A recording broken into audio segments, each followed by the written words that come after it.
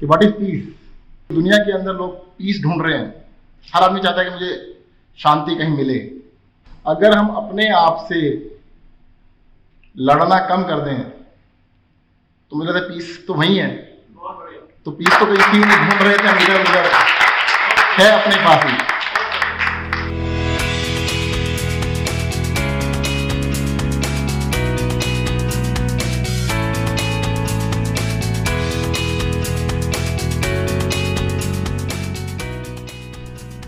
Good evening, all the dignitaries. I was thinking UPA meant Universal Peace Federation. Okay, what is peace? First question arising in my mind is what is peace? What is cold? Absence of heat is cold. And what is darkness? Absence of light is darkness. In that way, the same equation, absence of disturbance, anger is peace. If you want to measure whether you are in peace or not, you can check कि कितना गुस्सा आ रहा है या कितना कम आ रहा है। जितना कम आएगा उतनी ज़्यादा पीस होगी, या जितना ज़्यादा आपको मतलब जो है ना एक्साइटमेंट, अननेसेसरी के थॉट्स जितने कम होंगे। देखो दुनिया के अंदर लोग पीस ढूंढ रहे हैं। हर आदमी चाहता है कि मुझे शांति कहीं मिले। पता नहीं कितने कितने एडवेंचरस चीज़ें करते रहते हैं, पर अल्टीमेटली मिलती कहाँ पर है? अंदर। Internal peace, peace with self. अगर हम अपने आप से लड़ना कम कर दें तो मुझे लगता है पीस तो वही है। तो पीस तो कहीं थी नहीं, ढूंढ रहे थे हम इधर उधर, है अपने पास ही। तो मुझे तो ऐसा लगता है कि हमें दुनिया जो भगवान ने बनाई, भगवान ने तो पीस में ही बनाई थी। हमने पीस को पीस कर दिया। दुनिया की जितनी भी लड़ाइयाँ हो रही हैं सब ईगो की वजह से हो रही हैं या गुस्से की वजह से हो रही हैं। और मैं तो कई बार ये भी कहता हूँ जो लड़ रहे होते हैं ना, हम ज़्यादातर अपनों से लड़ रहे होते हैं और अपने आप से लड़ रहे होते हैं। दो चीज़ों से सबसे ज़्यादा लड़ते हैं हम लोग, जो हमारे अपने और अपने आप से। हम दुनिया को माफ कर सकते हैं पर अपने आप को नहीं करते कभी, और अपनों को नहीं करते। सड़क पे कोई मिल जाए, हमसे गलती नहीं भी होती तो भी एक्सक्यूज में कहते हैं। होटल में देखिए कभी भी कोई बराबर से निकल जाए तो सॉरी एक्सक्यूज मी बड़ा आराम से कहते हैं, पर घर में थोड़ा भूल जाते हैं तो घर में नहीं करते हैं। तो मुझे तो ऐसा लगा कि आपके यहाँ पर आने के बाद मेरे दिमाग में ये थॉट्स आए थोड़े से कि अगर हमें शांति से रहना है तो सबसे पहले शांति से अपने आप के साथ रहना पड़ेगा, कि live with peace with yourself. और फिर सेकंड जो आता है वो अपनों के साथ शांति से रहने की जरूरत है, देन दुनिया के साथ। और शांति है या नहीं है वो आपके फेस से पता लग जाएगा कि आपको शांति है या नहीं है, वो तो पता लग ही सकता है। काफी सारे लोग ना बहुत जल्दी में रहते हैं, बहुत, मुझे तो कई बार लगता है कि भाई बहुत तेज दौड़ रहे होते हैं। मेरे आगे तो अंधा कुआं है, जल्दी दौड़ोगे तो जल्दी कुएं में गिर जाओगे। तो इसलिए मैंने कहा धीरे धीरे स्लोली जाओगे तो और 2 दिन बाद पहुंचोगे। तो ऐसा लगता है कि अगर आपको पीस में रहना है तो सही सलामत एक पीस में रहिएगा तो अच्छा रहेगा। अगर वही वाली बात है कि पीस होके गड्ढे में गए तो कुछ नहीं बचेगा। अभी डॉक्टर साहब ने LNJP हॉस्पिटल की बात की और आज हमने अपने कोरोना वॉरियर्स डॉक्टर्स को रिकॉग्नाइज किया। देखिएगा हमारे जीवन में जितने भी लोग जीवित हैं, किसी के भी जिंदगी में ऐसी कोई महामारी कभी आई नहीं थी। 1918 में स्पेनिश फ्लू के नाम से ये आई थी बीमारी। 100 साल से ऊपर हो गए, 2020 में दोबारा आई, 102 साल के बाद आई है।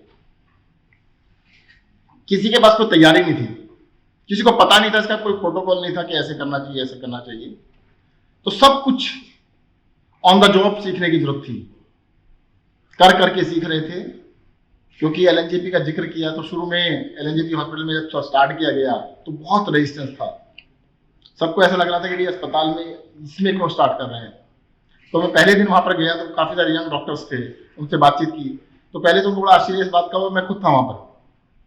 कहते सर आप यहाँ पे कैसे आ गए? मैंने कहा फ्रंट से तो आना ही पड़ेगा, इसमें तो जाने वाली कोई बात ही नहीं है। तो मैंने बरी किया, ये बताओ डर क्या है? कहते नहीं, अगर हम मान लो हमें इलाज करने में कोई डर नहीं है, हम काम करेंगे, बट हम घर वापस जाएंगे तो क्या होगा? हमारे पेरेंट्स होंगे। तो ऑन द स्पॉट हमने डिसाइड किया कि जितने भी हमारे डॉक्टर्स हैं उनको हम 5 स्टार होटल में रखेंगे। उसी टाइम हमने ललित होटल को बुक कराया। मैंने कहा जो भी डॉक्टर्स हमारे काम करेंगे, और इसको हमने अभी तक लागू किया हुआ है। हमने जितनी भी चीजें हो सकती थी अपने कोरोना वॉरियर्स के लिए कोशिश की उनको अरेंज करने की, पर फिर भी उनको सिर्फ मॉरल सपोर्ट मिली, हिम्मत तो नहीं की थी कि कोरोना वार्ड के अंदर जाने की हिम्मत करना। आज जा पा रहे हैं, शुरू में कोई जाने की बड़ी हिम्मत करनी पड़ती थी। तो काफी हिम्मत से लोगों ने, डॉक्टर्स ने काम किया, उनके पूरे स्टाफ मेंबर्स ने काम किया।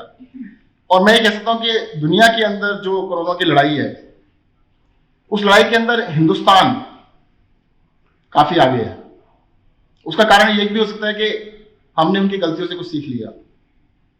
पहले क्या था कि हमने टीवी पे देख रहे थे, इटली के फोटोज काफी चल रहे थे कि लोग हॉस्पिटल के बाहर हैं, हॉस्पिटल में अंदर कम है, बाहर ज्यादा है। इवन न्यूयॉर्क के अंदर ऐसा हुआ, एक दिन 5600 पेशेंट थे और हजारों पेशेंट हॉस्पिटल में एडमिट नहीं हो पाए। उनका हॉस्पिटल सिस्टम ओवरवेल्म्ड हो गया था। तो हमने दिल्ली के अंदर स्टार्ट किया होम आइसोलेशन। हमने कहा जो सीरियस पेशेंट है उनको अस्पताल में रखेंगे, बाकी वो घर में इलाज करेंगे। बहुत ही सिंपल सा लॉजिक था, बट स्टार्ट करने का मौका हमें मिला क्योंकि दूसरों ने गलती की थी। इसी तरह से जैसे प्लाज्मा थेरेपी हमने स्टार्ट की। हमने होम आइसोलेशन जब स्टार्ट किया तो लोगों को घर पर पल्स ऑक्सीमीटर भी देते थे, दवाइयां भी देते थे, डॉक्टर भी जाते थे, फोन पे दिन में 2 बार ही बात करते थे। दैट वाज वेरी मच, मतलब बहुत ही अच्छा रहा। दुनिया के अंदर अकेला हमने आयुर्वेदिक हॉस्पिटल कोरोना ट्रीटमेंट के लिए दिल्ली में बनाया, चौधरी ब्रह्म प्रकाश आयुर्वेदिक हॉस्पिटल, जिसमें 2000 पेशेंट्स का इलाज किया गया। और लकीली भगवान की ग्रेस थी, शुक्र था, एक भी डेथ नहीं हुई वहां पे। हॉस्पिटल, इतना तो मुझे पता है कि हिंदुस्तान का तो क्या कोरोना के अंदर नंबर 1 हॉस्पिटल रहा। 10,000 से ज्यादा पेशेंट ठीक होकर घर पे गए। हो सकता है दुनिया का नंबर 1 हो, आई कैन नॉट से, मतलब श्योर नहीं हूं, पर हो सकता है कि 10,000 पेशेंट जिस हॉस्पिटल में एडमिट हुए और ठीक होकर घर चले गए हो, इंडिया का तो नंबर 1 है। तो सभी लोगों ने बहुत मेहनत की और मुझे ऐसा लगता है कि अभी भी, क्योंकि ये महामारी ऐसी चीज लगती है कि ये लौट लौट के आती है वापस, एक बार चली जाती है, फिर आ जाती है, फिर चली जाती है, फिर आ जाती है। तो मुझे सतर्क रहने की जरूरत तो है। हम लोग एक्सट्रीम पे चलते हैं बिल्कुल, या तो बिल्कुल डर जाएंगे, मतलब डरने का मतलब क्या है कि सब कुछ बंद, या बिल्कुल एकदम से शेर बन जाएंगे। तो मुझे लगता है middle path is the best one, कि हमारे को सतर्क रहने की जरूरत है अभी मुझे लगता है कुछ महीनों तक, हो सकता है कुछ सालों तक भी। और मुझे लगता है कोरोना के साथ साथ और भी कई सारी बीमारियों से बच जाएंगे। जैसे डॉक्टर साहब से बात हो रही थी, वो कहते हैं अगर 2025 तक ये मास्क चला तो हिंदुस्तान से टीबी गायब हो जाएगी। तो मैंने कहा कैसे? कहते भाई हिंदुस्तान के अंदर टीबी की प्रेवलेंस बहुत ज्यादा है, बहुत ज्यादा। तो हमें गलती ये होती है, लोग हम सोचते हैं गरीबों में होती होगी, नहीं, अमीरों में भी उतनी परसेंटेज है, सुपर रिच के अंदर भी उतनी परसेंटेज है। कहते पर अगर मास्क लगा लेंगे तो 4-5 साल के अंदर हिंदुस्तान से बिल्कुल गायब हो जाएगी। तो मुझे लगता है जैसे हैंड वॉशिंग अच्छी बात है, हमें बचपन से सिखाया गया है कि हाथों को बार बार धोना चाहिए, थोड़ा सा डिस्टेंस रखना चाहिए, और हाथ मिलाने की जगह हाथ जोड़ने चाहिए, नमस्ते करना सीख लेना तो ज़्यादा अच्छा रहेगा। कि नहीं तो अदरवाइज तो आपको हैंड सैनिटाइजर का ज़्यादा यूज़ करना पड़ेगा। तो अगर मास्क लगा लें और ये 2-3 चीज़ों का प्रयोग करें तो और भी कई बीमारियों से बच जाएंगे। कोरोना से तो हम बचेंगे। और मैं यूपीए का बहुत बहुत धन्यवाद करता हूँ, सारे ऑर्गेनाइजर्स का बहुत बहुत धन्यवाद करता हूँ कि उन्होंने मुझे यहाँ पर बुलाया और इस संदेश को आगे तक आप लोग पहुँचा रहे हैं कि लोग शांति से रहें और दुनिया में शांति बने। धन्यवाद। जय हिंद, जय भारत।